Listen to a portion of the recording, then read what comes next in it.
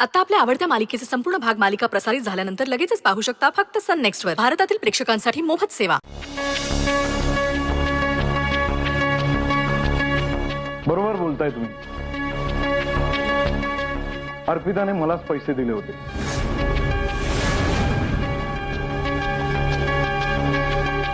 आणि काल आणि आज अर्पिता मलाच भेटायला आली होती. विनायक, तुम्ही? हो, मी. अर्पिता मला मदत करत होती. ही तुम्हाला मदत करत होती? मी आर्थिक अडचणीत सापडलो होतो आणि त्यातनं सुटण्याचा माझ्याकडे काहीच मार्ग नव्हता. म्हणून मीच अर्पिताला फोन करून माझी अडचण तिला सांगितली. हे सगळं माझ्यापासून का लपवलंस तू? नाही, तुझ्यापासून हे सगळं लपवून ठेवावं असा अर्पिताचा हेतू अजिबात नव्हता. उलट या सगळ्या अडचणीतनं बाहेर आल्यानंतर मी स्वतः येईन आणि माझ्या तोंडाने सरिताला आणि नचिकेतला हे सगळं सांगेन असं मीच अर्पिताला सांगितलं होतं. आणि म्हणून तिने तुला सांगितलं. या घरात जर माझा सगळ्यात जास्त विश्वास कोणावर असेल तर तो अर्पितावर होता. नाही म्हणजे नचिकेत, तुलाही विश्वासाने हे मी सांगू शकलो असतो, पण तुला सांगितलं असतं तर तू लगेचच सरिताला सांगितलं असतंस.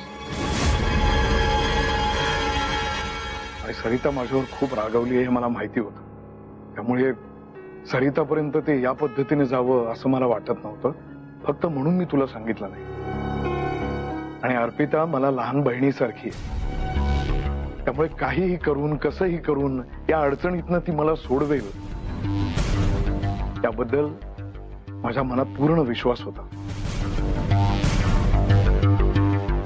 अच्छा, म्हणजे तुम्ही हिला फसवून माझ्या भावाकडून पैसे उगाळले आणि हिने माझ्या भावाकडून पैसे लुबाडले आणि तुम्हाला दिलेत. विनायक, काडी मात्र बदलला नाही आता तुम्ही. मला तुमचं तोंड अजिबात बघायचं नाही. तुम्ही निघा इथून, निघा. अरे मला कोणी सांगेल का कोण आहे ही व्यक्ती? आम्हाला वाटलं होतं की त्याचं आणि अर्पिताचं काहीतरी भानगड आहे, पण तुम्ही तर इथे गप्पा मारताय त्याच्याशी. कोण आहे हा? मी विनायक काळे, सरिताचा नवरा.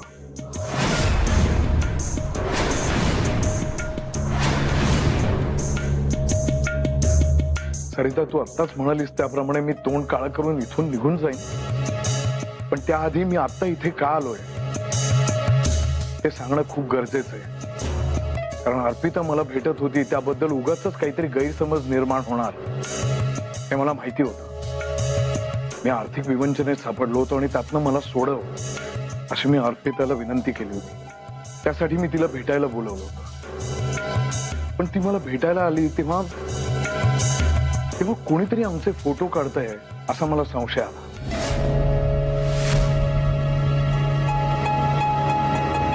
कोणीतरी म्हणजे हेच तुम्हीच काढत होतात ना आमचे फोटो? अर्पिताच्या सासरची माणसं इथे नचिकेतच्या घरी राहायला आली आहेत हे मला कळलं होतं. कारण अर्पिताला मी अधेमध्ये फोन करायचो, तिच्याकडनंच मला हे कळलं होतं. आणि ती माणसं इथे आली आहेत म्हटल्यानंतर ती तिला त्रास देणार हेही मी जोखून होतो. आणि अर्पिताबद्दल हे सगळे गैरसमज होऊ नयेत फक्त त्यासाठी मी इथे आलो. बरं झालं तुम्ही आला. निदान या सगळ्या गोष्टींचा खुलासा तरी झाला. बसा.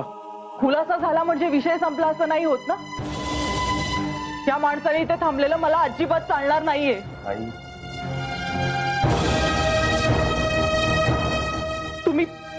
तुम्ही निघा. ह्या माणसाने माझे दागिने विकून खाल्लेत.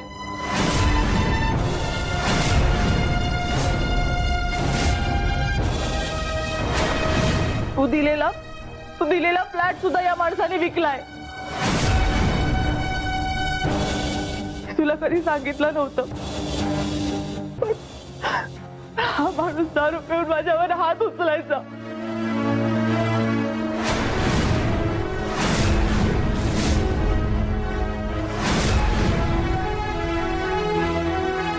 माझ्या बहिणीवर हात उगारलास तू. अरे तुझी बाजू घेऊन मी समजावत होतो तिला, आणि तू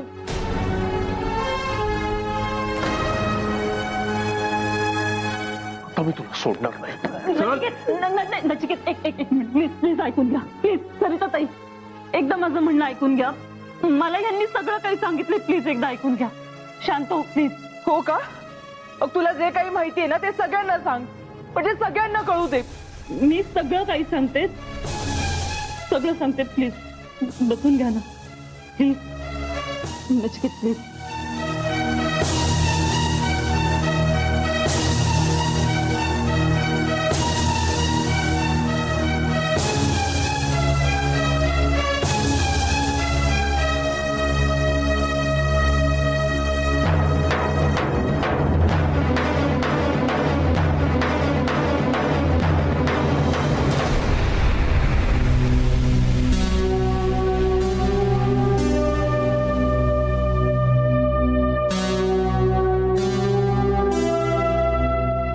सरिता आणि माझं लव्ह मॅरेज.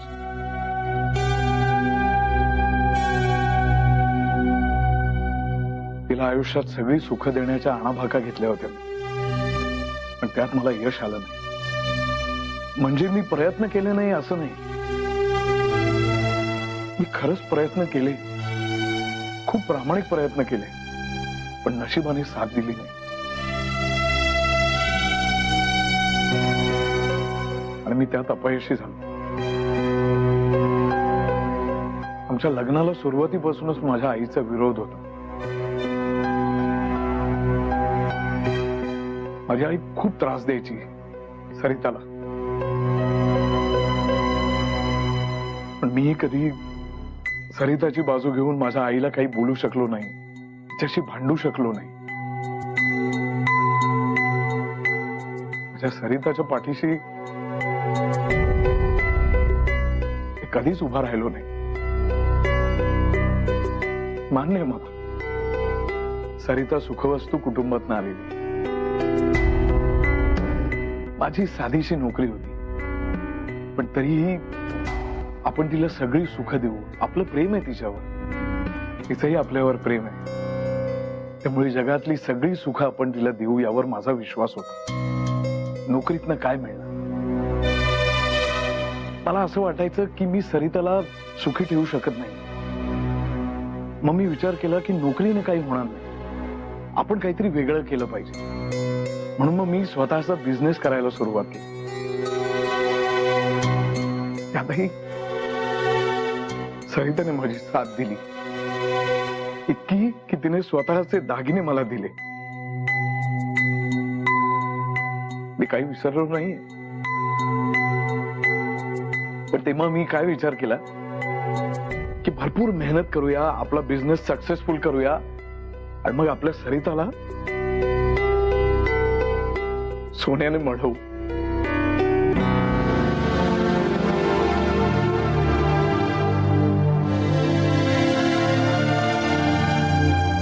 पण त्या बिझनेस मध्येही मला अपयशच आलं. माझा बिझनेस तोट्यात गेला.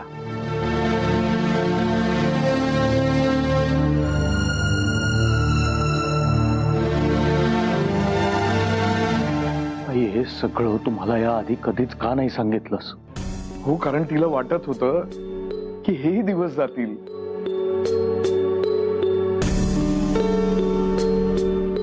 पुन्हा चांगले दिवस येतील, आपला बिझनेस चांगला चालेल. पण तरी तिने माझी साथ सोडली नाही. ती त्याही परिस्थितीत माझ्या मागे खंबीरपणे उभी होती. मला बिझनेस मध्ये लॉस होतं हे कळल्यावर तू जो फ्लॅट तिला दिला होतास ना, तोही तिने माझ्यासाठी विकला. त्याचे पैसे माझ्या बिझनेस साठी दिले. पण आधीचा तोटा भरून काढण्यात तेही पैसे संपले. पुन्हा पुन्हा पुन्हा पुन्हा प्रयत्न करूनही माझ्या नशिबी अपयशच येत होतं. त्यामुळे मी नैराश्याने ग्रासलो. मला डिप्रेशन आलं. बराच काळ मी त्याच अवस्थेत होतो. आणि मग माझी संगत बिघडली.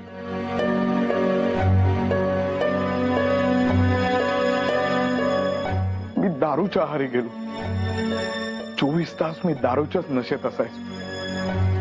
शुद्धीवर आलो की पुन्हा दारू पिण्यासाठी सरिताकडे पैसे मागायचो.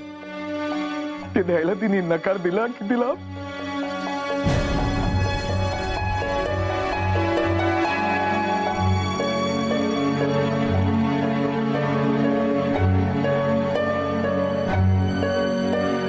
खूप चुकलोय, खूप चुकलोय, मला माहितीये. सरिताचं खरंच खूप प्रेम होतं माझ्यावर, माझंही तिच्यावर होतं. पण एक माणूस किती पेशन्स ठेवणार. शेवटी तिचाही बिचारीचा नाईलाज झाला आणि एक दिवस ती मला सोडून निघून गेली. पण सरिता, तुला सांगतो, तू घरात न गेलीस ना, त्या दिवसापासून घर मला खायला उठलं. माझं कशातही मन लागत नव्हतं. मग मी विचार केला, माझ्या सरिताला मी घरी परत आणणार, मी पुन्हा चांगला विनायक होणार. आणि म्हणून नव्या दमाने मी पुन्हा एकदा बिझनेसला सुरुवात केली. माझ्या दुबईच्या एका मित्राने मला फायनान्स करण्याची सुद्धा तयारी दाखवली आणि माझा बिझनेस मी पुन्हा एकदा नव्या जोमाने सुरू केला.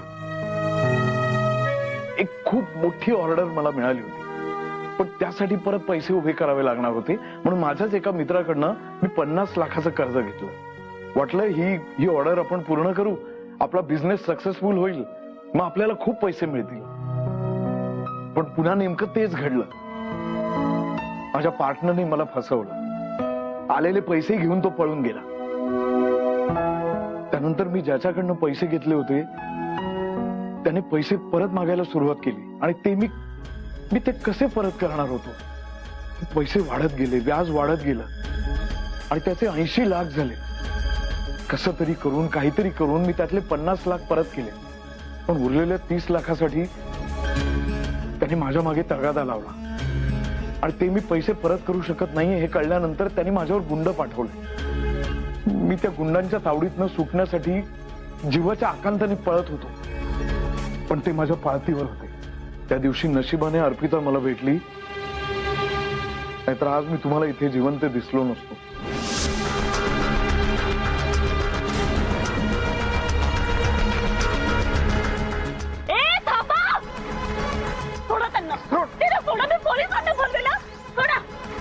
अरे आमच्या साहेबांचे पैसे घेतले त्यांनी, हा जवळजवळ लाखो रुपये घेतलेत. आज देतो उद्या देतो करून टाळत होता. आता साहेबांची ऑर्डर आहे, एकतर पैसे वसूल करा नाहीतर याला संपून टाका. या सगळ्या अडचणीतनं प्लीज मला सोडव, अशी मीच अर्पिताला गळ घातली होती.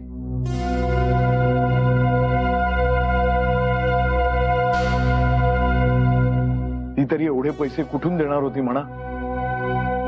पण तरी तिने मला सांगितलं, त्याही परिस्थितीत तिने मला सांगितलं की तू काही काळजी करू नको,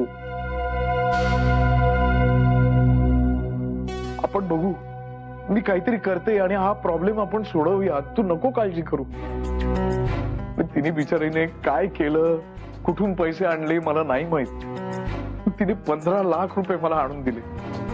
तेवढ्याने भागणार नव्हतं. त्यांना सगळेच्या सगळे पैसे परत हवे होते आणि त्यासाठी त्यांनी मला फक्त एका दिवसाची मुदत दिली होती. एका दिवसात जर का मी त्यांचे सगळे पैसे परत केले नसते ना, तर खरंच त्यांनी मला मारून टाकलं असतं आणि कुठेतरी फेकून दिलं असतं.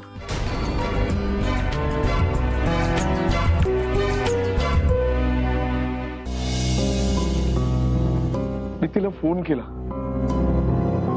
ती येऊ शकणार नव्हती कारण घरी नवरात्र होतं, नवरात्रीची पूजा होती.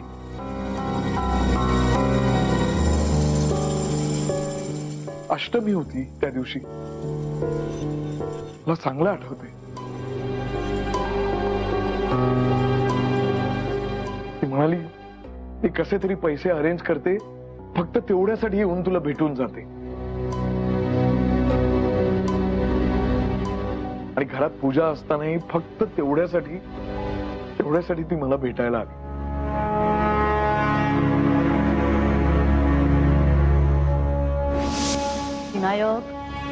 विनायक तू इतका का घाबरतोय?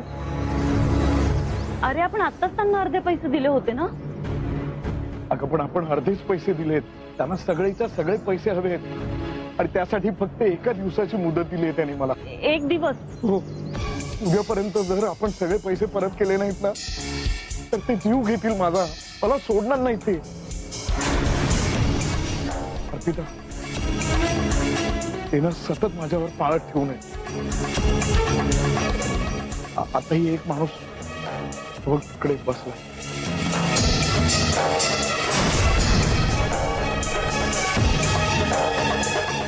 विनायक ऐक, तू काळजी करू नकोस, आपण काहीतरी मार्ग काढूयात त्यातून. घाबरू नकोस. प्लीज मदत करशील ना मला. अर्पिता, मला माझ्या लहान बहिणीसारखी आहे. म्हणून मी हे सगळं इतक्या मोकळेपणाने तुला सांगू शकतोय. आणि माझ्यावर विश्वास ठेव. मी खूप मेहनत करीन, रक्ताचं पाणी करीन आणि तुझी पै तुला परत करीन. ती पैसे बुडवणारा माणूस नाही आहे ग. तू माझ्यावर विश्वास ठेवलास, थँक्यू. पण तुझ्या व्यतिरिक्त माझ्यावर या जगात कोणीच विश्वास ठेवणार नाहीये हे माहिती आहे मला. नचिकेत नाही, सरिता नाही, कोणीही नाही. अर्थात मी त्यांना दोष देत नाही.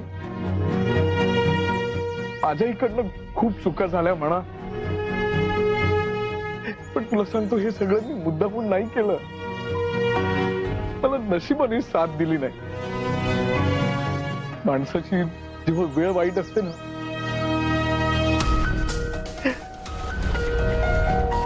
तेव्हा या जगात त्याच्या पाठीशी कोणीच उभं राहत नाही, त्याला मदत करत नाही. पण तू तशी नाहीयेस अर्पिता. तू माझ्यासाठी धावून आलीस. फक्त माझी एक विनंती आहे, या सगळ्याबद्दल नचिकेत आणि सरिताला आत्ताच काही सांगू नको. हे सगळं निस्तरलं ना की मी स्वतः येऊन सगळ्यांना सांगेन. पण मी काही चुकीचं केलंच नाहीये. नशिबाने माझी साथ दिली नाही का, नाहीतर असे चुकीचे व्यवहार मी करणारा माणूसच नाहीये. प्लीज मला मदत कर, या दुष्ट चक्रातनं सोडव मला प्लीज. विनायक, तू शांत हो, घाबरू नकोस. आणि तुला प्रॉमिस करते, हे सगळं निस्तरत नाही तोपर्यंत मी सरिता ताई, नचिकेत यांना यातलं काहीच सांगणार नाही. प्रॉमिस. पण यानंतर मात्र तू घरी येणार आहेस, सरिता ताईंशी बोलणार आहेस, त्यांची माफी मागणार आहेस.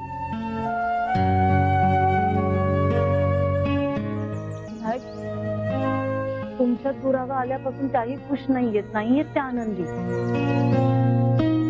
त्या फक्त कधी काही बोलून दाखवत नाही एवढं. कुठल्याही स्त्रीला फक्त पैसा नको असतो, तिला नवऱ्याचं प्रेम हवं असतं, आधार हवा असतो. आणि तो मिळाला ना की ती नवऱ्याच्या पाठीशी खंबीरपणे उभी राहते कुठल्याही सिच्युएशन मध्ये. आणि मला खात्री आहे, सरिता ताई तुला नक्कीच समजून घेतील. थँक्स. खरंच तू आता ना देवासारखी धावून आलीस. मी तुला वचन देतो, मी या सगळ्यातनं बाहेर आलो ना की मी स्वतः येऊन माझ्या सरिताची माफी मागेन. थँक्स.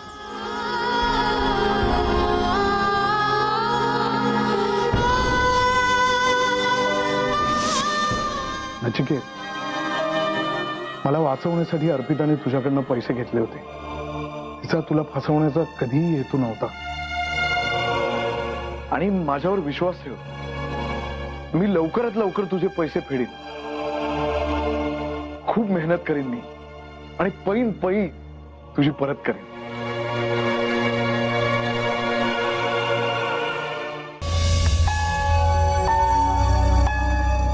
माझ्याकडे असे अविश्वासाने बघू नका रे.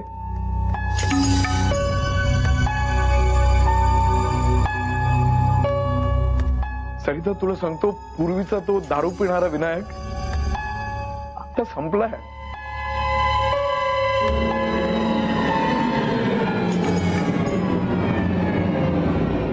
खरंच पुनर्जन्म झालाय माझा.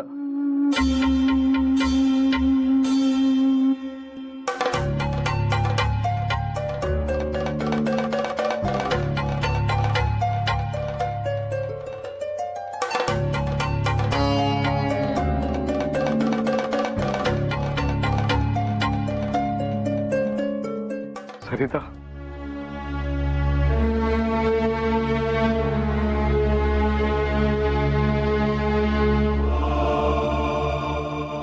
तुम्हाला माफ कर असं मी नाही म्हणणार, पण आयुष्य पुन्हा नव्याने सुरू करण्याची एक संधी मला दे.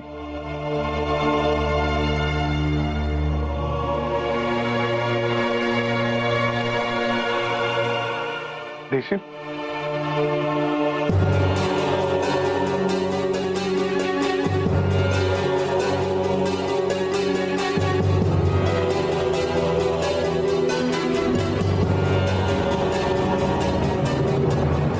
ठीक आहे, काही हरकत नाही. आता मी तुला माझं तोंड तेव्हाच दाखवीन जेव्हा मी नचिकेतचे पैसे परत करायला येईन.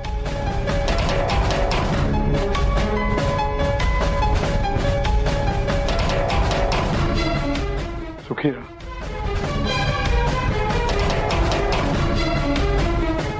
येतो. थांबा.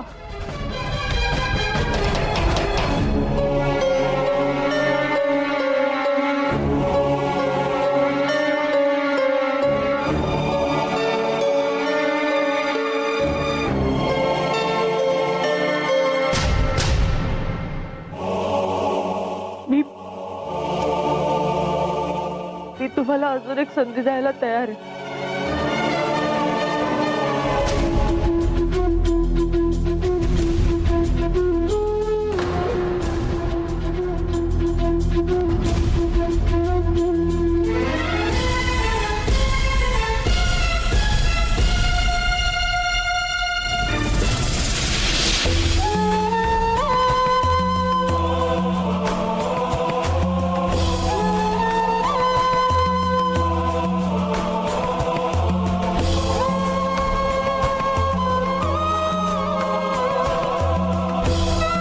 अर्पिता,